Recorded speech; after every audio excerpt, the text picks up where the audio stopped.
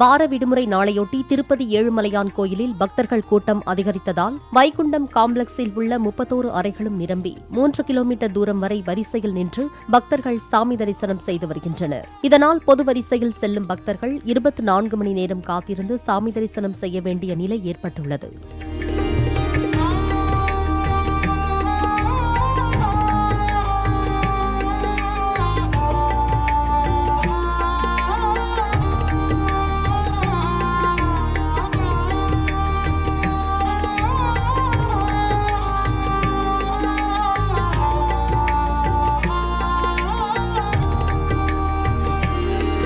Play store மற்றும் app ஸ்டோரில் இருந்து பாலிமர் செயலியை QR கோடு மூலம் பதிவிறக்கம் செய்யுங்கள். செய்திகளை உடனுக்குடன் பெறுங்கள்.